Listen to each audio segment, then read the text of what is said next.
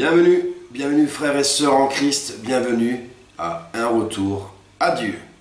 Je suis toujours accompagné de ma belle femme Estelle, voilà, je la quitte pas. Et pour ceux qui ne me connaissent pas, je me présente, je m'appelle Damien. Alors le thème qu'on a choisi pour cette émission, c'est la fidélité, l'infidélité. L'infidélité. L'infidélité. Allez, on va parler de l'infidélité. Aïe. Voilà, sujet un peu brûlant, mais Dieu va nous guider. Nous allons faire justement une petite prière. Chérie, Seigneur, Roi des rois, je te remercie à Estelle, ma femme et moi-même de nous accorder ce temps de parole. Guide nos paroles, fais en sorte qu'elles touchent les cœurs de nos frères et sœurs. Amen. Amen. Alors, comme tu l'as dit, nous allons parler de l'infidélité et nous allons toujours nous reposer, parce que c'est sa parole, sur la Bible. Voilà. Alors, on est parti dans 1 Corinthiens chapitre 7, verset 4. Je lis. La femme ne peut pas faire ce qu'elle veut de son propre corps. Son corps est à son mari. De même, le mari ne peut pas faire ce qu'il veut de son propre corps. Son corps est à sa femme. Ne vous refusez pas l'un à l'autre, à moins que, d'un commun accord, vous n'agissiez ainsi momentanément pour vous consacrer à la prière. Ensuite, reprenez une vie conjugale normale, sinon vous risqueriez de ne plus pouvoir vous maîtriser et céder aux tentations de Satan. Amen. Amen. Alors, on va se reposer sur ce verset, et moi qui m'a beaucoup parlé, pour justement parler de l'infidélité, parce que c'est un sujet qui est de plus en plus d'actualité. Il a toujours été, c'est vrai, mais encore plus dans notre société actuelle. Oui. Alors pour moi, comment je vois ça? Il faut savoir que déjà, le grand souci, c'est qu'on a beaucoup de pression. Oui. On a beaucoup de pression dans la vie, et puis on a aussi des pressions de la chair. Oui. Des pressions qui sont permanentes, que l'on voit tous les jours. Alors comment ça se présente? Ça se présente tout simplement, tout ce qui est pression de la vie, c'est qu'on nous dit que pour être avec quelqu'un, déjà, il faut avoir un compte en banque bien conséquent, il ne faut pas se mentir, hein, pour après avoir une maison, pour après ensuite avoir une belle voiture, pour après avoir un beau frigo, pour avoir plein de trucs qui nous servent à rien, il faut le dire, quoi. Ouais. La plupart des choses qu'on a, ça ne nous sert pas à grand chose, mais ça c'est la pression de la vie qui nous dit que pour qu'un couple marche, il faut qu'on ait tout ça. Déjà, moi je dis non. Jamais de la vie. Parce que là, ça reviendrait à dire, et c'est malheureusement le cas, que si je dois être avec quelqu'un, je dois d'abord lui montrer ma fiche de paye et mon compte en banque. Et là, c'est malheureux quand même. C'est-à-dire que je ne pourrais pas essayer d'entamer une relation si justement je ne gagne pas décemment ma vie. Et ce qui n'est pas le cas pour moi, parce que moi je gagne modestement ma vie, mais je ne m'en plains pas, au contraire. Parce que c'est comme ça que je suis heureux, et c'est comme ça qu'on est heureux. Ouais. Et ça nous suffit très bien. Et ça, c'est le genre de pression qu'on voit justement dans la vie. Donc on nous dit tout ça. Et ça, malheureusement, beaucoup tombent dans le piège. Et après, pour s'en dépatouiller, c'est compliqué. Oh. C'est compliqué. Puis après, il y a justement là, cette pression de la chair. Cette pression de la chair, c'est ces femmes. Je dirais légèrement vêtues, voire complètement, presque nues, faut pas se mentir, qui rôdent, qui sont dans un jeu de séduction à outrance, qui, rien que pour le plaisir de séduire, seraient capables de tourner la tête de beaucoup d'hommes. Et ça, on le voit de plus en plus. Moi, je peux le voir autour de moi, ne serait-ce que dans leur comportement et comment elles s'habillent. Et je le vois également dans mon boulot. C'est pareil, c'est un peu le même jeu. C'est pas forcément qu'il y aura tromperie, mais c'est que déjà, il y a quand même infidélité inconsciente. Ouais. C'est qu'elles essayent d'attirer le regard, la plupart du temps, mais malheureusement, elles y arrivent. Et puis après, il suffit qu'on soit fragile à un moment donné dans notre vie, pour céder. Et là, vous savez, vous n'allez pas me dire l'inverse, messieurs, en tant qu'homme, des fois, c'est compliqué. Si on n'a pas le Seigneur avec nous, aïe, j'ai envie de dire, on tombe facilement dans les filets de ces femmes. Sauf que, ben non, faut pas. Moi, j'ai pas ce souci-là parce que j'ai trouvé ma moitié. Voilà, grâce au Seigneur, quoi. Grâce à notre Seigneur. Et j'en suis heureux. Et jamais de la vie, ça me viendrait parce que si je la trompais elle, j'aurais l'impression de tromper mon Seigneur, quoi. Et je n'oserais même plus te regarder, je t'avoue, chérie, dans les yeux. Aïe. Voilà. Ça Mais ferait mal. Ah non, non, en plus, aïe, ça va piquer un peu. Donc voilà comment moi je le vois pour l'infidélité. Ouais. Comment toi tu le vis? Comment tu le ressens ce verset? Bah, déjà, ce verset me rappelle par rapport. Pour revenir sur ce que tu disais par rapport aux pressions de la société, c'est que la société s'arrange à nous faire croire que ce qui n'est pas essentiel est devenu essentiel. C'est ça c'est le pouvoir du matérialisme. Voilà, or qu'il n'en est rien du tout. On est toujours dans les ruses du malin. Bon, bref. Ah, c'est son arme préférée, hein, de toute façon. Oui. Hein. Et par rapport à l'infidélité, une chose est sûre, c'est que je ne me sentirais pas propre, tout simplement. Déjà, Sale, ouais. de savoir qu'un homme puisse toucher mon corps, Ouais. or que mon esprit est lié au tien. Et oui, on est mariés. On est mariés et la Bible nous dit que mon corps t'appartient. C'est ça, et le mien t'appartient. Ouais. Eh oui, quoi. Donc déjà là. Donc rien que pour ça, déjà, je devrais me sentir comblée. Ouais. Parce qu'il n'y a rien de tel que d'être avec un homme et sachant que cet homme, c'est ton homme. Ce n'est pas l'homme d'autrui. Voilà. Ouais. Et rien que pour ça, déjà, je dis merci Seigneur. Merci Seigneur. Ouais. Ouais. Et en tant que chrétien, on est obligé de connaître la parole de notre Seigneur. Ah oui. Et la parole, c'est la Bible. Donc lisez bien la Bible, quoi. Ouais. Parce que quand on est au courant de la parole, il y a des choses qu'on ne peut plus faire, qu'on ne doit pas faire. Ouais. Et c'est pas une punition, au contraire, c'est une grâce. Ah oui. Parce que grâce à ça, grâce à sa parole, on vit bien, Oui. on est mieux, on est libéré. Ouais. On est libéré, on est une nouvelle personne. Hein. C'est pas pour rien qu'on dit que on renaît de nouveau. Ouais. Et c'est vrai que malheureusement, très peu connaissent la parole du Seigneur. Et pourtant, le Seigneur, il sait très bien ce qui est bon pour nous. Donc c'est vrai que voilà, mais c'est un sujet un petit peu délicat parce que malheureusement, ce monde qui ne nous appartient pas en tant qu'enfant du Christ, en tant que chrétien, nous tente. Et il nous tente tout le temps. Tout le temps. Tout le temps. Tout le temps. Et alors, comme je l'ai expliqué, ça peut être des femmes, ça peut être des hommes. Ah oui. Ne croyez pas que les hommes, c'est mieux que les femmes. Ah non. Non. J'ai l'impression même que ça devient pire des fois. Oui. C'est vrai. Et justement, ça me fait penser à une anecdote que je t'avais parlé. Ouais. C'est la dernière fois que je suis allé travailler, parce que je prends le tram pour aller travailler.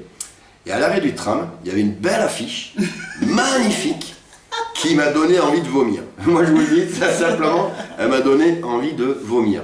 Parce que l'affiche, c'était un site de rencontre. Et pas n'importe quel site de rencontre. Ouais. Le site de rencontre, c'était un site de rencontre pour, justement, être infidèle. Il vous poussait à l'infidélité. Il vous poussait à la fornication. C'est-à-dire qu'en fait, il vous proposait de vous donner des alibis pour vous protéger, pour que vous alliez tromper votre femme. Et les femmes, c'est pareil. C'est pareil. Que vous trouviez des alibis pour pas que votre mari soit au courant, pour aller le tromper. Ou alors encore pire, c'est le même site, hein, encore pire, si on était des couples, un couple un peu fou, moi je veux dire. Échangiste. Échangiste, merci. Échangiste. Je cherchais le mot. Échangiste. Et bien pareil, il me dit, il n'y a pas de souci, on a ce qu'il vous faut Ouais. sur le site. C'est un truc de dingue. Et ça se passe sous nos yeux, les amis. Hein. Ouais. Ça se passe aujourd'hui.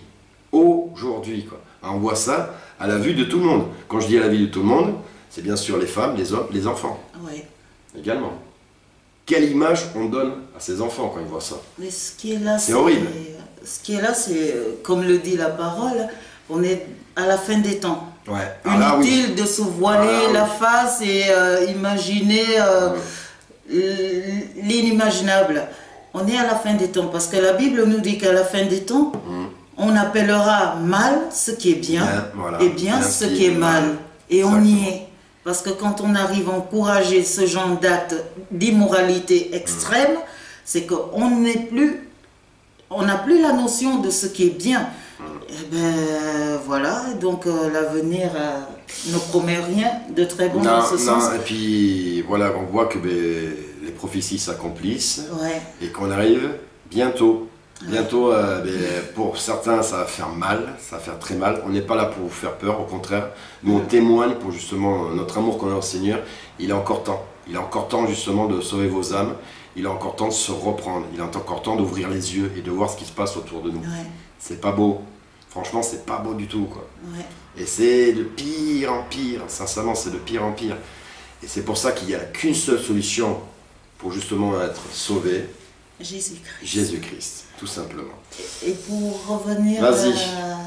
Pour revenir sur le thème de l'infidélité, Voilà. oui, justement, on nous demande de fuir l'immoralité. La Bible nous dit de fuir l'immoralité. Oui. Justement, et il y a le passage biblique que j'aimerais vous lire. Eh ben vas-y, je t'en prie, je t'autorise à Merci. le lire, mon amour, vas-y. Merci. C'est Hébreux 13, Hébreux 13, verset 4. Ok. Que le mariage soit respecté par tous, que les époux soient fidèles l'un à l'autre. Dieu jugera les gens immoraux et ceux qui commettent l'adultère. Votre conduite ne doit pas être déterminée par l'amour de l'argent. Contentez-vous de ce que vous avez, car Dieu a dit, je ne te laisserai pas, je ne t'abandonnerai jamais. Donc, Alors pourquoi tu as choisi, amen, pardon, amen. Pourquoi tu as choisi ce verset? Explique-nous. j'ai choisi ce verset parce que je me rends compte, je parlerai en ce qui concerne mes sœurs et moi-même, bien Oui. sûr, parce que quoi qu'on dise, moi, je ne suis pas née de suite chrétienne. J'étais Non. dans le monde, tout comme beaucoup de gens. Mais Dieu m'a accordé la grâce de devenir son enfant, sa fille. Alors, c'est pour dire que de nos jours, quand je regarde autour de moi dans la société, maintenant, tout est conduit par l'amour de l'argent. Ouais, c'est le culte de l'argent. Les quoi. comportements sont basés sur l'amour de l'argent. On s'intéresse à quelqu'un que s'il a de l'argent.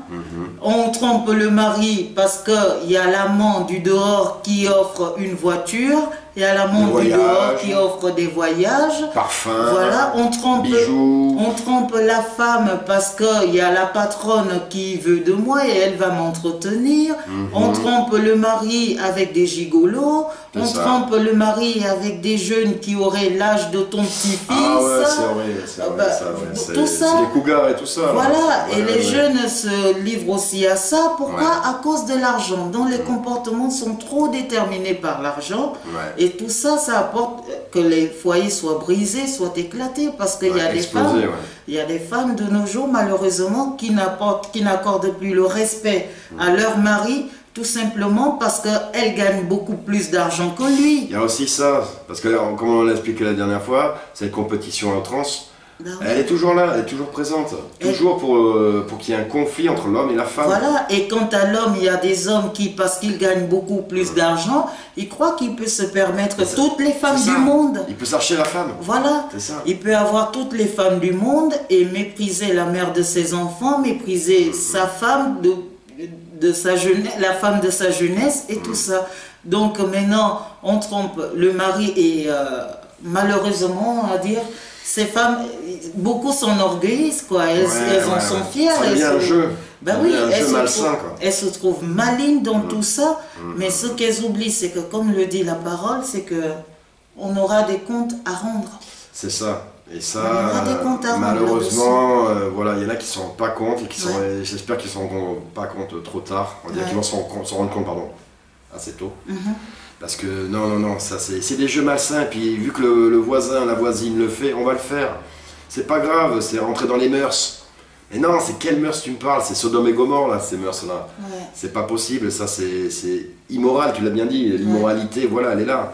Donc non, on peut pas se laisser aller dans cette fornication, dans cet adultère à outrance. C'est pas possible.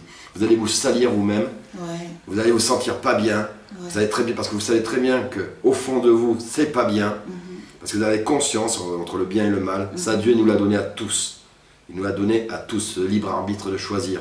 Il l'a donné à tous. Donc tout ça, on a conscience. Donc rentrez pas là-dedans parce que tout le monde le fait. C'est non, moi je pourrais pas, comme je le disais tout à l'heure, mais c'est vrai. Moi si je le faisais, je pourrais pas te regarder dans les yeux. Voilà, et puis en plus, connaissant la parole, c'est compliqué après, quoi. Ouais, Parce que ça veut dire que, je veux dire par là, je ne serais même pas digne de parler à mon Dieu aussi, quoi. Je ne serais pas digne à ses yeux.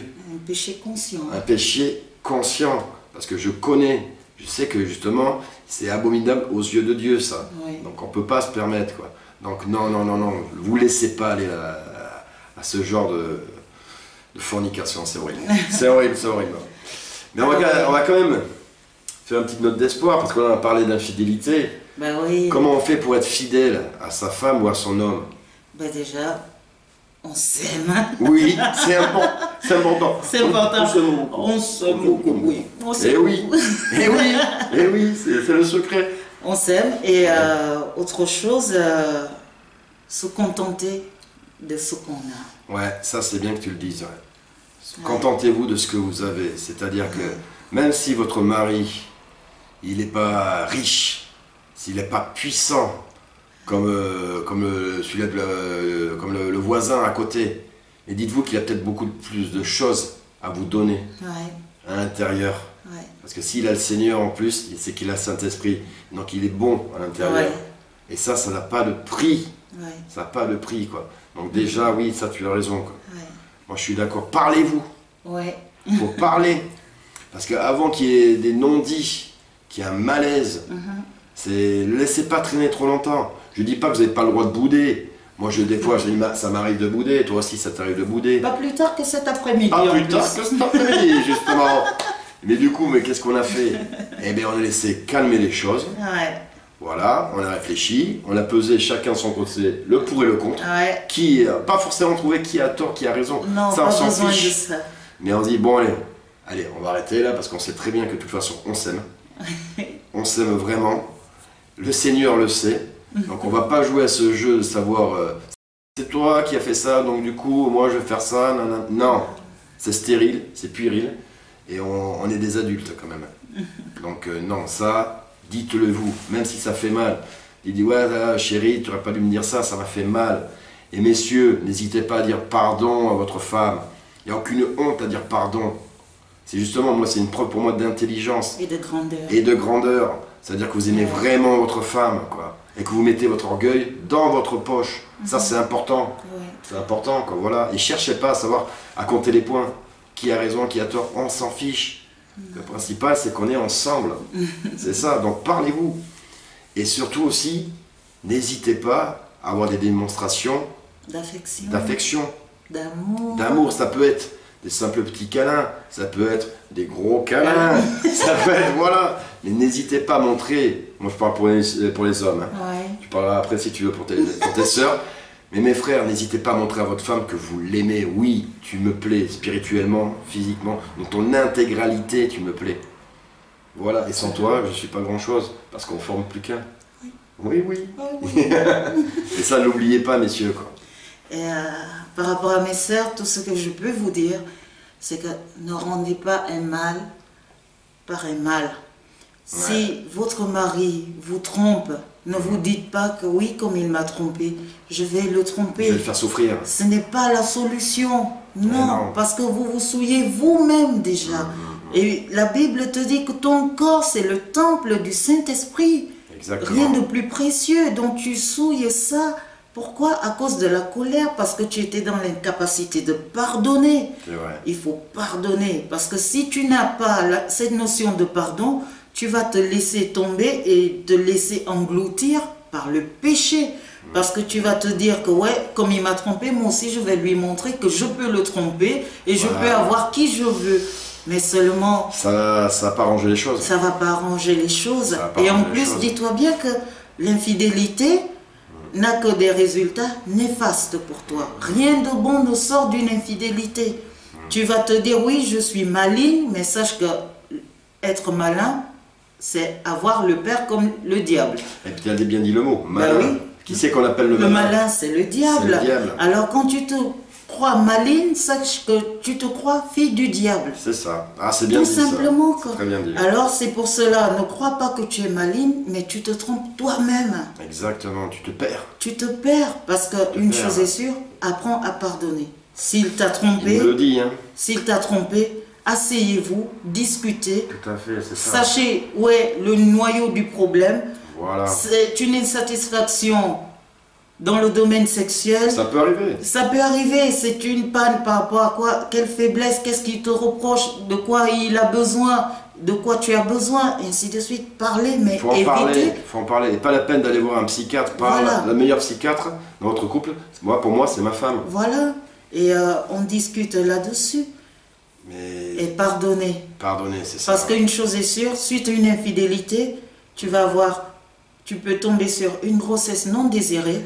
Tu vas tomber sur une maladie incurable. C'est ça, après ça peut avoir Et ça va très vite. Ouais, ce que j'allais dire, après ça peut avoir des conséquences dramatiques. Voilà, ça va très vite. Quelqu'un peut en mourir parce que le jour où ton mari l'apprend, il va pas gérer la situation, il va vouloir en finir avec l'amant. C'est Et ça. voilà, où la femme va vouloir en finir avec la maîtresse. C'est ça. Et voilà, donc... N'ouvrez pas ce genre de porte parce qu'après, on n'arrive plus à gérer. Donc, c'est ça. Si tu sens la pression trop forte par rapport au fait que ton mari t'a trompé, prends la parole de Dieu. Voilà. Elle va t'apaiser et elle va te dire ce que Dieu dit. Si tu pardonnes, il te sera pardonné. C'est tout. Ouais, et tu te sentiras grandi. Oui. Alors c'est vrai que c'est pas évident à dire, mais dire ouais mais bon quand même. Alors s'il le fait, après ils vont dire mais s'il le fait une fois, deux fois, trois fois, là va falloir vraiment, parce que s'il le fait une fois, deux fois, trois fois, c'est que apparemment vous n'avez pas assez parlé, moi je pense. Il faut vraiment en parler et puis après il faut lui expliquer. Je dis pour les femmes justement, montrez-lui ce qui est écrit sur la parole. Si le Seigneur le touche en plus et qu'il est dans son chemin et qu'il ne connaît pas bien encore la parole, il est temps de lui dire regarde chérie, regarde ce qu'il dit le Seigneur là-dessus.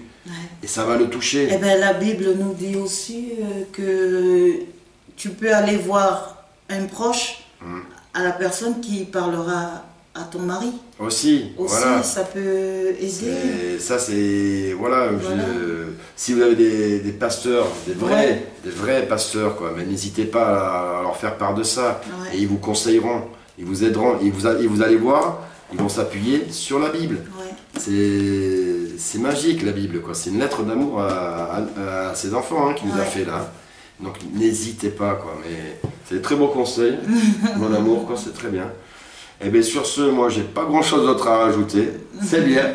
On vous remercie en tout cas infiniment quoi, pour les commentaires de la dernière vidéo, ça nous a fait vraiment plaisir. Franchement, mais continuez comme ça, nous ça nous motive.